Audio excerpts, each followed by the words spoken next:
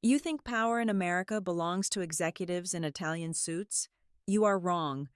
Real power lies in the silent algorithms deciding if your city gets electricity tomorrow. I write that code. When a half-baked vice president stole my $2 billion life's work for a corner office, he blindly signed his own professional death warrant. Never corner a systems engineer. We do not scream or throw tantrums. We just quietly reprogram your reality. Hello, everyone. Before today's story begins, we'd like to share a quick message. YouTube recently removed our monetization, cutting off our income. If you enjoy this story, we humbly ask for just $1 to help pay our staff so they can make a living and keep creating for you. Thank you for saving us. Now, let's begin the story.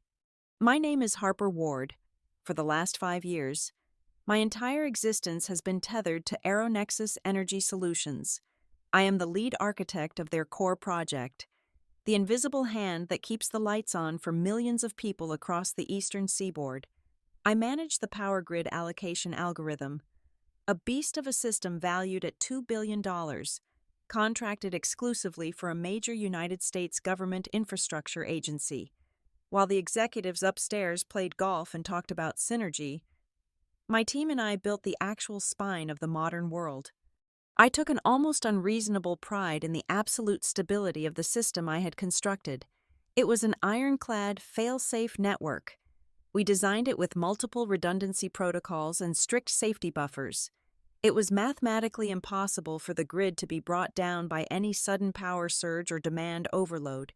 If a heat wave hit mid-July and everyone turned their air conditioning to maximum, my algorithm gracefully redistributed the load, capping output at safe thresholds. It was not glamorous work, but it was perfect. Perfection in my field means nobody knows you exist because nothing ever goes wrong. Then came the corporate restructuring. They always bring in a visionary when they want to squeeze blood from a stone. Everything was turned upside down the day Vance Sterling strutted into the office. Vance was our newly minted vice president of integration. He had absolutely zero background in energy infrastructure, civil engineering, or even basic physics. His claim to fame was a brief stint in Silicon Valley, where he launched a consumer dating application that got acquired before its user base realized the matching algorithm was entirely random. He was a man who spoke exclusively in buzzwords, a walking manifestation of corporate greed dressed in custom-tailored Italian wool.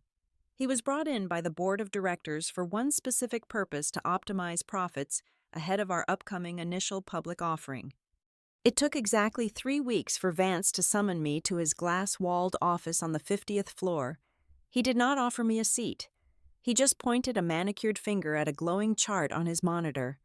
"Harper, we have a utilization issue," Vance said, his teeth blindingly white against his artificial tan. "Your algorithm is too conservative. We are leaving money on the table." "The algorithm is governed by the physical limitations of the copper wire and the transformers," I replied, keeping my voice entirely flat. "It is not a conservatism issue. It is a fundamental law of thermodynamics." Vance waved his hand dismissively, as if I had just quoted a minor inconvenience. "I need you to remove the safety buffers in the source code. The board wants a flashy investor report for the 4th quarter. I want the grid running at 110% capacity on paper. We need to show maximum aggressive output to boost the valuation." I stared at him. The sheer audacity of his ignorance was almost impressive. He wanted me to strip away the digital safeguards that prevented physical substations from catching fire. Also, he could show a phantom 10% revenue bump on a spreadsheet. "I will not do that," I said. "Removing those buffers violates federal safety regulations. It risks catastrophic failure across 3 states. It is technical suicide." "I am not asking for a debate, Harper," Vance sneered, his fake friendly persona vanishing instantly. "I am giving an executive directive. We pivot, we scale, and we disrupt. You are standing in the way of progress." "I am standing in the way of a federal indictment," I corrected him. "My answer is no. Put it in writing if you want to push it higher." I knew the rules of corporate warfare. I assumed he would fire me on the spot, but Vance was much more cowardly and much more vindictive. than a simple termination would allow. Firing the lead architect of a $2 billion government contract without cause would trigger an immediate security audit. So, he chose a slower, more humiliating poison. By the time I returned to my desk, my primary server access had already been revoked. The next morning, security escorted me not out of the building, but down, far down. Vance used his executive authority to physically relocate my workspace to an auxiliary server hub in sub-basement level 3. It was a windowless concrete bunker layered in a decade of dust, humming with the deafening roar of outdated cooling fans. He completely cut off my administrative access to the main cluster. I was locked out of my own masterpiece. A mass email went out to the entire engineering department later that afternoon, signed by Vance. It officially changed my job title from lead architect to redundant contractor. The email stated I was pending a contract termination review and was no longer involved in the core integration project. He systematically isolated me from my team, trapping me in a subterranean purgatory. He thought he had neutralized the threat. He thought I would sit in the dark, collect my final paychecks, and quietly update my resume while he butchered my life's work for a bonus check. Vance Sterling understood corporate politics perfectly. What he failed to understand was that putting a systems engineer in a basement with physical network cables is like giving a bank robber the blueprints to the vault and asking them to kindly sit still. I did not panic. I did not scream. I simply sat down in the flickering fluorescent light, blew the dust off a massive, outdated terminal, and went to work. Sub-basement level 3 was exactly 58 degrees Fahrenheit all year round. The air down there tasted stale, a mixture of ozone, oxidized copper, and the faint metallic tang of neglected machinery. Vance Sterling's private cybersecurity firm, a group of highly paid 20-something consultants who only understood modern cloud architecture, had meticulously swept the entire building before his takeover.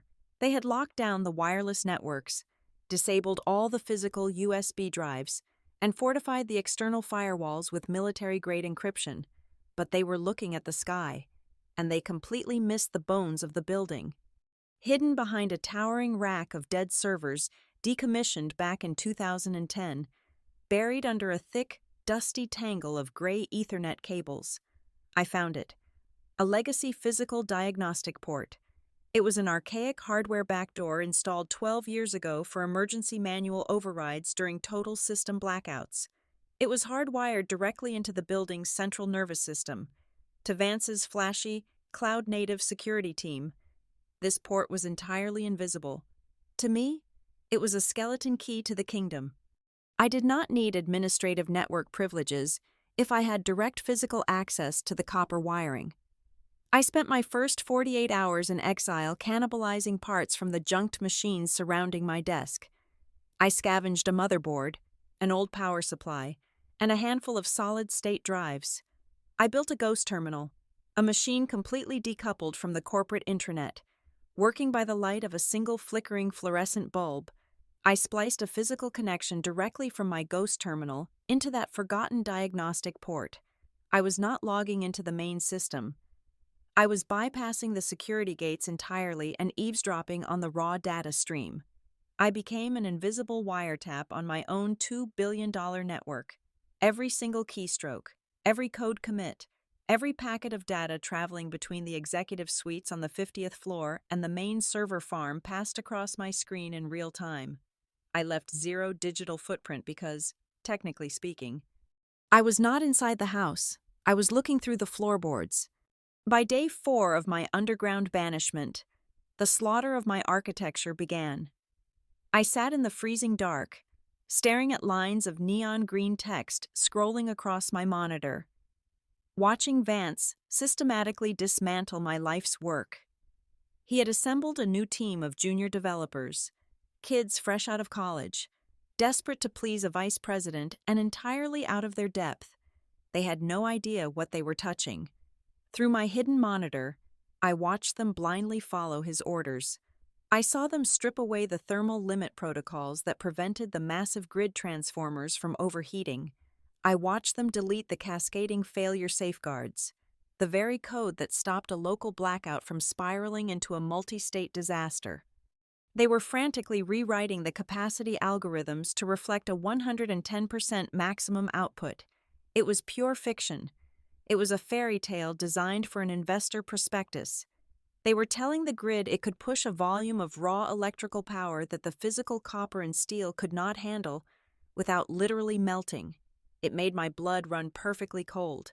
They were not just cooking the financial books. They were building a massive, invisible bomb under the infrastructure of the eastern seaboard, all to secure a quarterly bonus. Then, the true depth of Vance's malice flashed across my screen. A massive block of critical safety code was deleted, replacing the hard physical limits with dynamic, unrestricted flow variables. I immediately checked the commit log to see which terrified junior developer had pushed such a catastrophic change. The author name attached to the digital signature made my stomach drop into a bottomless pit. It was me. Vance had not just revoked my access to the building's network. He had deliberately stolen my legacy authentication tokens before locking me out. He was using my old administrative credentials to digitally sign and approve every single dangerous modification his team made. The realization hit me like a physical blow. If the grid collapsed, if a physical substation caught fire, if the federal government launched a criminal investigation into the $2 billion failure, the audit trail would not point to the vice president on the 50th floor. It would point straight down to the basement. I was not just being fired, I was being meticulously set up as the sole architect of a national infrastructure disaster. He was framing me to serve 20 years in a federal penitentiary while he walked away clean. I did not panic. Panic is a useless emotion, and systems engineers operate solely on logic and cause and effect. You want to play a game of digital forensics. Vance, let us play. I opened a clean, heavily encrypted directory on my Ghost terminal. I named the file Log 0. It was going to be my digital indictment, a comprehensive ledger of his sins waiting for Judgment Day. I began mirroring absolutely everything. I captured the exact millisecond timestamp of every destructive code commit. I ran a silent trace route, cross-referencing the internal network traffic to capture the precise personal IP address of Vance's laptop in his corner office at the exact second those commits were authorized. I scraped the internal corporate chat logs where he bullied the junior engineers into submission. Just push the update right now. We need the output numbers looking aggressively high for Friday's presentation, he wrote in one channel. I saved it all. Beside every forged signature bearing my name, I placed the original, untainted source code, proving exactly what was altered and when. I was building a watertight, mathematically unassailable chain of evidence. I sat in that freezing basement for 14 hours a day, sustained by nothing but bad vending machine coffee and a cold, crystallized fury. Every time Vance clicked his mouse, every time he forged my name, I added another undeniable nail to his coffin. I was no longer a redundant contractor waiting for termination. I was the reaper in the machine, and Log 0 was getting heavier by the hour. If I marched up to the Human Resources Department right then, holding my printed network logs and demanding immediate justice, I knew exactly how that pathetic script would play out. Corporate human resources exist solely to protect the company from legal liability, not to protect the engineers from the executives. Vance Sterling had the board of directors eating out of the palm of his hand with promises of record-breaking profits. They would take one look at my claims, label me a disgruntled, paranoid contractor fabricating a conspiracy because I could not handle being demoted, and security would march me out the front doors in under 10 minutes. You do not slay a dragon by complaining to the people who feed it gold. You wait for the dragon to swallow a bomb. I needed to weaponize his own bottomless arrogance. Through my Ghost terminal and the physical diagnostic port, I carefully wove a new thread into the core architecture of the grid. I called it a stress test echo. In the world of systems engineering, it was a beautifully simple piece of logic. It was a dormant diagnostic loop, entirely valid and mathematically sound. Under normal circumstances, it would simply ping the system, verify that the physical safety limits were active, and immediately go back to sleep. It was a harmless ghost in the machine. However, if those safety limits were ever completely removed from the environment, the echo would wake up, recognize the critical violation of the fundamental grid laws, and trigger a cascading override sequence of its own. I disguised it brilliantly. I formatted the code block to look like an abandoned, highly advanced efficiency multiplier left over from the original development phase. I wrapped it in complex, pseudo-academic comments about predictive load balancing and dynamic energy routing. Then, I intentionally placed it in an open-source staging directory where Vance's new team of eager, clueless junior developers was actively scavenging for code to artificially inflate their presentation metrics. I did not have to wait long. 3 days later, I was watching my hidden monitor when Vance himself initiated a deep scan of the legacy directories. He was desperately hunting for anything he could use to justify his fabricated 110% output claim for the upcoming quarterly showcase. I watched his cursor stop on my hidden directory. I saw the network packet request flash across my screen as he opened the file. I could almost picture him sitting in his corner office, staring at a block of logic he could not even begin to comprehend, seeing only the words efficiency multiplier and salivating at the potential glory. He did not consult anyone. He did not run a simulation in a sandbox environment to see what the code actually did. He simply highlighted the entire block of my Echo protocol, copied it, and pasted it directly into the master branch of the upcoming deployment update. But the absolute crowning moment, the move that proved he was playing checkers while I was 5 steps ahead in a Grandmaster chess match, happened 10 seconds later. Vance deleted my original author notes. He typed in his own name. He completely rebranded my ticking time bomb, proudly saving it into the core architecture as the Sterling Mutual Analysis algorithm. He was so greedy to steal the credit for a genius piece of code that he willingly strapped the digital explosives straight to his own chest. I sat in the freezing dark of sub-basement level 3 and smiled. The bait was taken. That evening, long after the executive suites had emptied, I slipped out of the building. I drove 45 minutes away from the corporate campus to a miserable, neon-lit diner nestled on the edge of the suburbs. It was the kind of place that smelled permanently of old frying oil and burnt coffee, filled with the loud clatter of cheap silverware and the hum of a broken refrigeration unit. It was the perfect place to avoid corporate spies and listening devices. Sitting in a sticky vinyl booth at the back was Elena Rostova. Elena was the lead inspector for the federal agency that contracted our energy grid. She was a woman carved from granite, a career civil servant who despised Silicon Valley disruptors and cared only about the raw, unfiltered truth of the national infrastructure she protected. We had a mutual respect built on years of ensuring the grid never failed the public. I slid into the booth opposite her. I did not order any food. I reached into my coat pocket and pushed a small, heavily encrypted black hard drive across the scratched Formica table. "I am not asking you to intervene, Elena," I said, keeping my voice low beneath the diner's ambient noise. "I know how the corporate politics work right now. If you try to audit them today, Vance's lawyers will bury your department in injunctions for the next 2 years. I just need you to hold on to this drive." Elena looked at the device, then up at me, her gray eyes narrowing.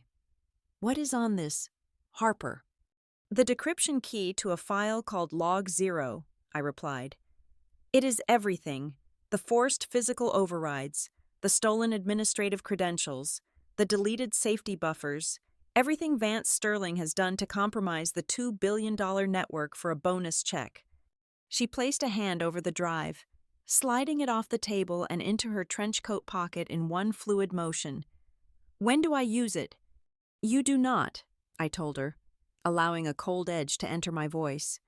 "Next Tuesday, Vance is putting on a live stress test presentation for the government and the investors. He is going to run the simulation at 100% capacity. Just make sure you are sitting in the front row, and when he initiates the test, ignore his charts. Pay very close attention to the secondary display screens." Elena did not ask another question. She knew me well enough to understand that I did not make empty promises. She gave a single, slow nod, sipping her black coffee as I stood up to leave. I drove straight back to the Aeronexus building. The overnight security guards barely glanced at me as I swiped my redundant contractor badge and descended back into the subterranean depths. I returned to my scavenged terminal. I spent the next 4 hours applying the final, invisible brushstrokes to my masterpiece. I configured the Echo to bypass the internal network firewalls entirely when it finally detonated, ensuring it would broadcast directly to the presentation hall's audio-visual receivers. The system was now a perfectly primed, highly intelligent explosive. All it needed was a spark, and Vance Sterling, blinded by his own stolen spotlight, was happily marching toward it with a lit match in his bare hand. The final week of the handover arrived, and the atmosphere upstairs became suffocatingly toxic. Through my ghost terminal, I watched the internal corporate network drown in a flood of sycophantic praise. The internal company newsletter featured Vance Sterling's glowing, heavily retouched portrait on the digital front page, accompanied by sickening headlines praising his unparalleled strategic vision and fearless leadership. The company was planning a massive, catered celebratory gala, essentially throwing a multi-million-dollar party to celebrate the fact that they were driving a stolen sports car straight toward a concrete wall. It was a masterclass in corporate delusion. Wednesday morning, my hidden monitor flickered as Vance initiated a mandatory, company-wide virtual town hall meeting. He sat in his pristine corner office, grinning into his high-definition webcam. He had a captive audience of over 800 employees. "Team," he began, his voice dripping with rehearsed, aggressive enthusiasm. "We are standing on the precipice of a monumental paradigm shift, and as we pivot toward this dynamic new future, we must sometimes shed the legacy weight that holds us back." That was his sugar-coated, deeply sarcastic introduction to my official firing. "We want to thank our former contractor, Harper, for her past contributions," he continued, deliberately refusing to use my last name. "But the future requires bold, aggressive agility, which is why I am incredibly proud to unveil a historic technical breakthrough today. Our team has successfully integrated the Sterling Mutual Analysis algorithm." He actually paused, waiting for digital applause emojis to flood the chat window. He was introducing my dormant logic bomb as the savior of the fiscal quarter. But not everyone was completely blind to the reality of the situation. In the virtual chat, a few of the junior engineers, the ones who had actually been forced to delete the vital safety buffers, tentatively raised their digital hands. One young developer bravely unmuted his microphone. "Excuse me, Vance," the kid stammered, his voice shaking visibly over the video feed. "With the new algorithm pushing the physical load limit so high, what happens to the core transformers if consumer demand spikes past the original threshold? Are we not risking a cascading physical failure across the grid?" Vance did not even blink. He reached forward and manually muted the junior engineer's microphone, aggressively cutting him off mid-sentence. "We do not operate from a place of fear in this enterprise," Vance stated loudly, staring directly into the camera to gaslight the entire engineering department. "We are utilizing hyperscalable, synergistic load balancing. We are disrupting the stagnant engineering mindset. The Sterling algorithm dynamically optimizes the risk matrix. If you are not on board with our aggressive growth mindset, you are free to step off the ship immediately." The chat window went completely dead. He had effectively terrorized his own development team into submission with absolute meaningless nonsense. The clock on my scavenged terminal struck exactly 5 o'clock on Friday afternoon. Right on cue. The heavy steel door to sub-basement level 3 groaned open. 2 burly corporate security guards marched into the freezing room. They were not smiling. One of them kicked a flattened cardboard box across the concrete floor toward my feet. "Time is up, contractor," the taller guard said, his hand resting aggressively on his utility belt. "Pack your personal items. Hand over your identification badge. You are being escorted off the premises." They treated me exactly like a corporate spy caught stealing vital company secrets, totally oblivious to the fact that the real thief was currently drinking expensive champagne 50 floors above our heads. I did not argue. I calmly unplugged my customized ghost terminal, ensuring the physical diagnostic port was completely hidden back under the tangled mass of gray Ethernet cables. I dropped a few useless pens into the box, unclipped my plastic identification badge, and tossed it onto the dusty desk.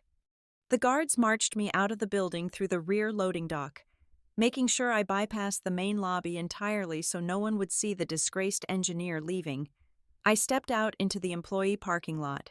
A torrential downpour had just begun, the freezing rain violently washing over the cracked concrete.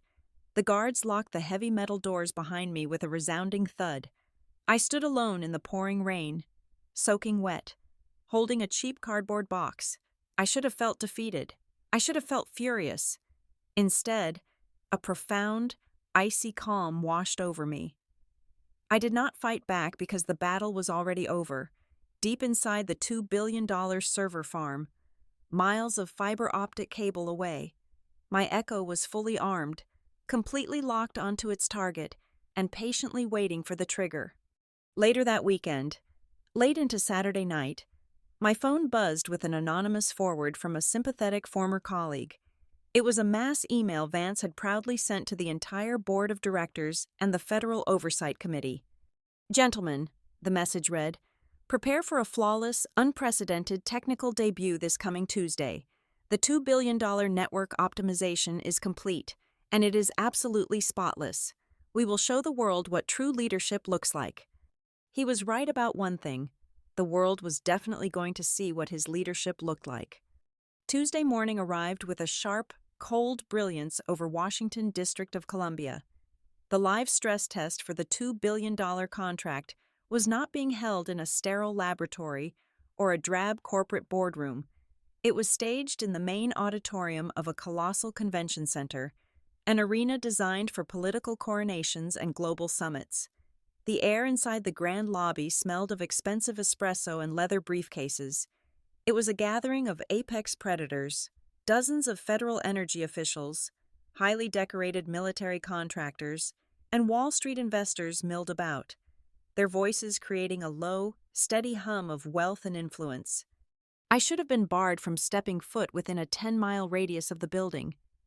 My biometric profile had been scrubbed from every corporate registry on Friday afternoon, but as I approached the heavily fortified main security checkpoint, I did not reach for a company identification badge. I reached into my coat pocket and produced a solid silver, cryptographic Federal Inspector credential. Elena had quietly coughed it up from her discretionary agency reserves. The private security contractor at the gate swiped the card, glanced at his monitor, and immediately straightened his posture. The screen flashed a bright green authorization code with Level 1 federal clearance. He unclipped the velvet rope without a single question, waving me directly into the heart of the fortress. I slipped into the cavernous auditorium just as the overhead lights began to dim. I deliberately chose a seat in the very back row, entirely engulfed by the shadows cast by the massive acoustic paneling. I became a ghost in a sea of tailored Italian wool and silk ties. From my vantage point, the stage below looked like an altar, flanked by two towering LED screens that stretched 50 feet into the air. The heavy bass of a dramatic, pulsing introduction track vibrated through the floorboards. The crowd fell silent. Out from the wings stepped Vance Sterling. He looked like he was born to stand in the spotlight. He wore a razor-sharp, midnight blue suit that caught the stage lighting perfectly. He strode to the center of the stage with the practiced, effortless confidence of a man entirely devoid of self-doubt. He did not use a podium. He wore a sleek headset microphone, leaving his hands free to command the room. "Good morning," Vance projected, his voice echoing cleanly off the acoustic walls, dripping with practiced charisma. "For decades, we have been told that our national energy grid is a fragile, aging beast. We have been told that we must sacrifice performance for safety, that we must accept stagnation. Today, Aeronexus Energy Solutions rejects that narrative entirely."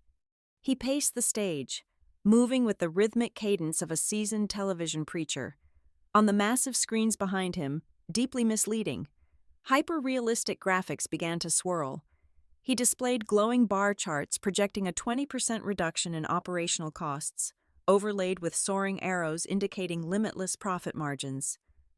He spoke effortlessly about synergistic deliverables, aggressive optimization, and the boundless future of scalable energy. He was selling them a hollow, beautiful lie, and the room was absolutely captivated by the melody. I tuned out his voice and scanned the front rows. Down in the VIP section, seated directly behind the presentation monitors, was Elena Rostova. She sat perfectly rigid amidst the relaxed, leaning executives. Unlike the eager investors, her face was a mask of cold stone. For a brief, singular second, she turned her head slightly to the left, scanning the darkness of the upper tiers. Across the massive expanse of the darkened auditorium, my eyes locked onto hers. I did not move. I did not breathe. Elena gave a single, microscopic nod. It was so subtle that anyone sitting next to her would have missed it entirely. The trap was set. The audience was seated. The doors were locked. Down on the stage, Vance raised his right hand, dramatically pausing for effect. The swirling charts behind him dissolved, replaced by a massive, real-time wireframe model of the Eastern Seaboard power grid. It glowed in a calming, stable blue light. The hum of the massive air conditioning unit seemed to fade away. The executives in the front row leaned forward in their plush leather seats, completely mesmerized by the glowing display. This was the moment of truth, the climax of a $2 billion promise. The silence in the room grew heavy, suffocating, pregnant with the anticipation of a historic technological triumph. "Talk is cheap," Vance declared, flashing his blindingly white smile to the breathless audience. "We do not just promise efficiency, we demonstrate it, right here, right now." He turned his body slightly, pointing directly toward the raised glass control booth where his newly appointed tech team sat, nervously hovering their fingers over the deployment keyboards.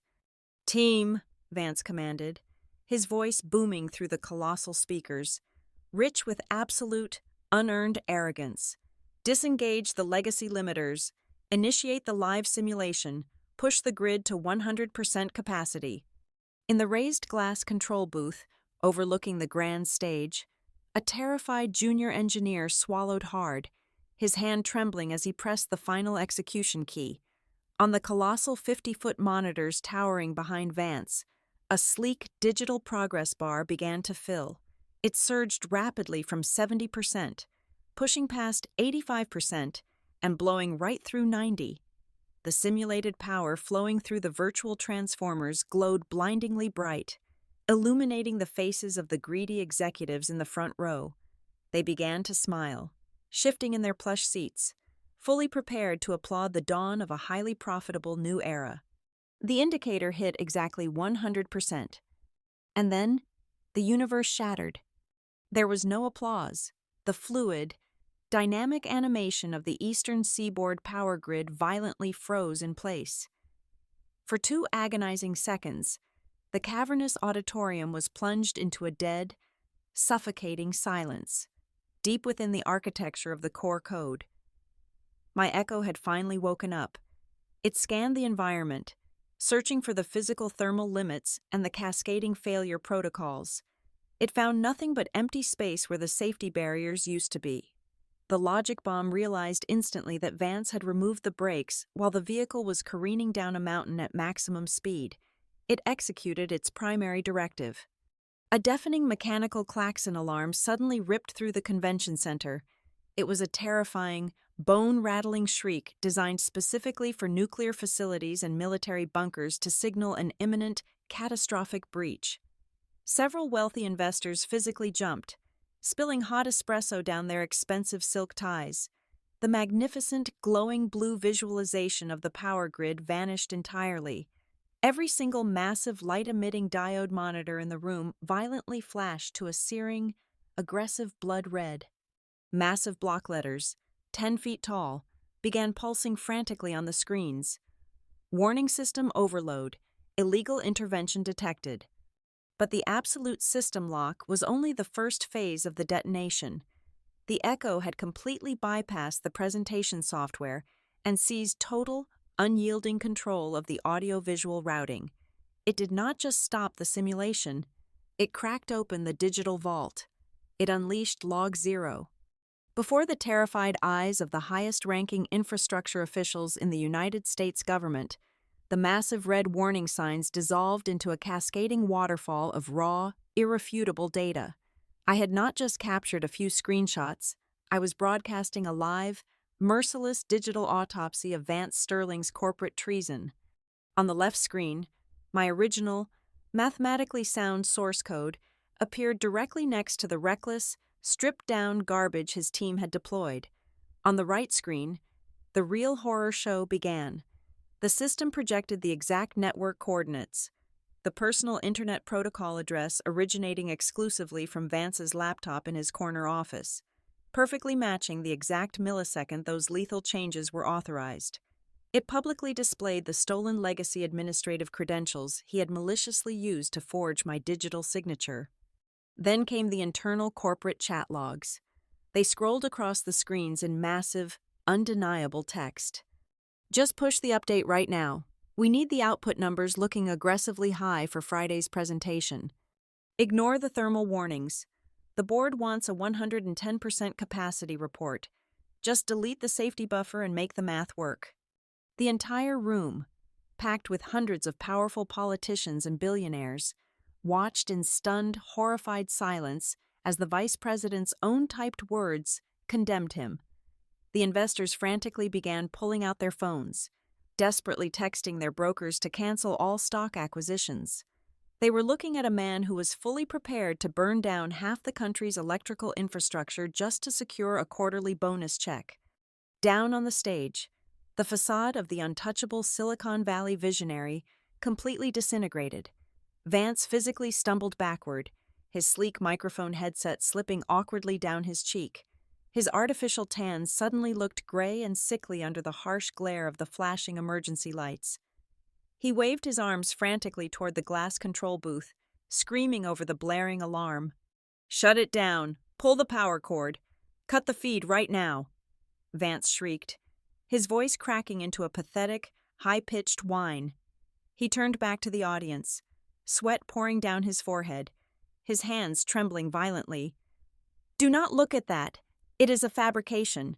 It is a malicious software bug left behind by a disgruntled former contractor. She is trying to ruin us." Nobody believed a single word he said. The mathematical proof towering above him was absolute and entirely devoid of emotion.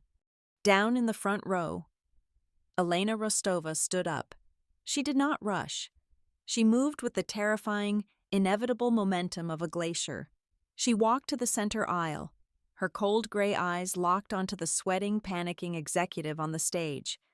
"Turn the alarm off," Elena ordered. Her voice was not loud, but it possessed a heavy federal authority that cut directly through the chaos. One of her agents in the back of the room manually severed the audio feed, leaving only the damning visual evidence glowing silently on the massive screens. Elena stepped up onto the stage, approaching Vance as if he were a rabid animal trapped in a snare.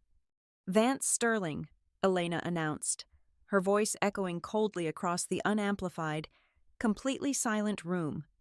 "By the authority vested in me by the Federal Infrastructure Oversight Committee, I am hereby revoking your operational control of this $2 billion project, effective immediately. You are a profound danger to national security." She gestured to the two massive armed security contractors flanking the stage. "Confiscate his mobile devices and his laptop. He does not leave this room until federal investigators arrive to detain him for corporate fraud and the deliberate endangerment of a public utility." Vance opened his mouth to argue, attempting to summon one last meaningless corporate buzzword, but his throat seized up. The two security guards, the very men he had paid to protect his lavish event, immediately stepped forward and grabbed him roughly by the arms, stripping his expensive phone from his tailored jacket. Elena turned away from him, completely dismissing his existence. She picked up a spare microphone from the wooden podium, looked out into the cavernous, shadowy depths of the auditorium, and spoke a single sentence. "Harper Ward, your system requires its architect." I stood up from my seat in the very last row. I stepped out of the shadows. As I walked down the long, carpeted center aisle, the only sound in the massive convention center was the sharp, rhythmic clicking of my heels. Hundreds of wealthy executives, government officials, and military contractors turned their heads to watch me. I did not look at any of them. My eyes were fixed solely on the central control terminal on the stage. I walked up the stairs, brushing past Vance. He was currently being restrained by the guards, staring at me with a look of absolute, hollow terror. He finally realized that the redundant contractor he had buried in a freezing, dusty basement was the exact same person who had just buried him alive. I stepped up to the main keyboard. The system was locked down in maximum crisis mode, heavily frozen by my own ironclad encryption. I did not need a synergetic strategy session. I did not need an agile workflow meeting. I simply placed my hands on the keys. I typed a single, 12-character decryption sequence that only I possessed. I hit the Enter key. Instantly, the glaring red warning screens vanished. The massive digital monitors shifted back to the calm, stable blue of a perfectly balanced, mathematically flawless power grid. The safety buffers were instantly restored. The physical load limits were locked back into place. The entire $2 billion network breathed a massive sigh of relief. The lead federal official in the front row immediately stood up, buttoning his suit jacket with trembling hands. "Miss Ward," he called out, his voice filled with a profound, newfound reverence. "Given the absolute catastrophic failure of the current management, the federal government requires immediate, unquestionable stability. Effective as of this exact second, you are appointed as the new technical chief executive officer of this entire infrastructure project. You have full, unrestricted authority to rebuild your team." I looked down at Vance as the federal security team began to physically drag him off the stage. His entire career, his fraudulent reputation, and his freedom were permanently incinerated in the digital ashes of his own bottomless arrogance. I turned back to the glowing monitors, staring at the beautiful, silent algorithms that dictated reality. I did not smile. I did not celebrate. I simply sat down in the executive chair and went back to work. Thank you so much for listening to today's story. We hope you enjoyed it. As an ad-free channel, your support is what keeps us alive. Please support Boss Revenge Stories with just $1 via the QR code on the screen, or click the link in the description box or pinned comment. Also, we'd love to connect with you. Please leave a comment telling us which city or state you're listening from.